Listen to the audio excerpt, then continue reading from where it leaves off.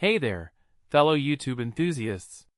Today, we're diving into the world of beauty tools and the unexpected risks they can pose. Specifically, we're talking about Bethenny Frankel's recent face slicing incident, which has left many of us wondering, what's the deal with these beauty gadgets? So grab your snacks, settle in, and let's explore this intriguing tale of beauty and danger. First things first, let's talk about Bethenny's situation. She was trying out a new beauty tool, a set of glass balls designed to contour the face. The idea was to provide relief for her jaw pain, but instead, she ended up with a gaping wound. Now, this isn't just a random accident. It's a cautionary tale about the potential hazards of beauty products, especially those promoted on social media.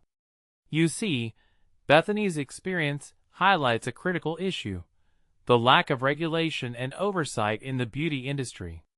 While we love our beauty gadgets, we often overlook the potential risks. What makes this story particularly interesting is the element of surprise. Bethenny, a savvy business owner and reality TV star, was likely cautious about what she used on her skin. Yet, she still fell victim to an unexpected hazard. This raises a deeper question: how can we, as consumers, better protect ourselves from such risks?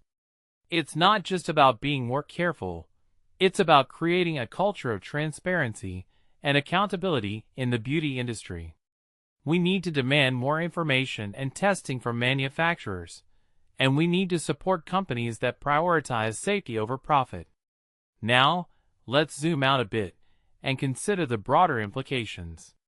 Bethenny's incident is a microcosm of a larger trend: the rise of DIY beauty and the increasing popularity of social media-driven beauty products. While this trend has empowered individuals to take control of their appearance, it has also created a new set of challenges. We're seeing more and more people turning to social media influencers for beauty advice, often without considering the potential risks. This raises a critical question: how can we strike a balance between personal empowerment and safety? It's a delicate tightrope walk, and we need to be mindful of the potential pitfalls. One thing that immediately stands out is the role of social media in this story. Bethenny's decision to share her experience on Instagram was both brave and responsible. By doing so, she raised awareness about the potential dangers of beauty tools and encouraged others to be more cautious. This highlights the power of social media as a force for good, but also as a potential catalyst for change. We need to harness this power to create a more transparent and accountable beauty industry. What many people don't realize is that this incident is not an isolated case. There have been numerous reports of injuries and adverse reactions to beauty products in recent years.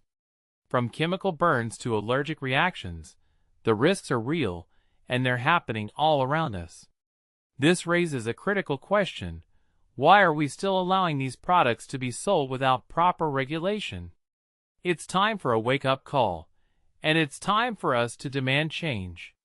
If you take a step back and think about it, Bethenny's experience is a stark reminder of the importance of critical thinking and skepticism.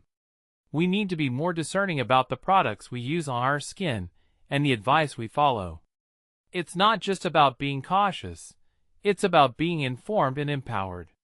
We need to educate ourselves and others about the potential risks and rewards of beauty products, and we need to support companies that prioritize safety and transparency. In my opinion, this incident is a wake-up call for the beauty industry and for consumers alike. It's a reminder that we need to be more vigilant and proactive in protecting our health and well-being.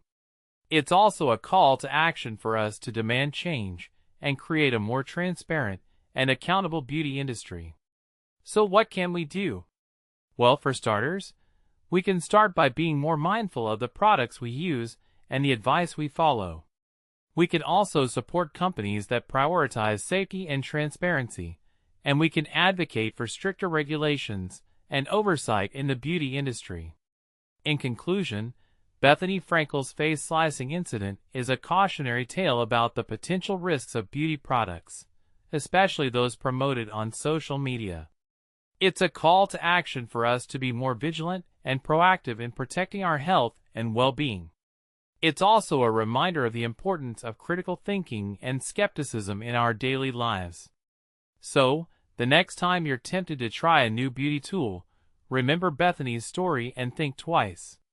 Your skin will thank you for it.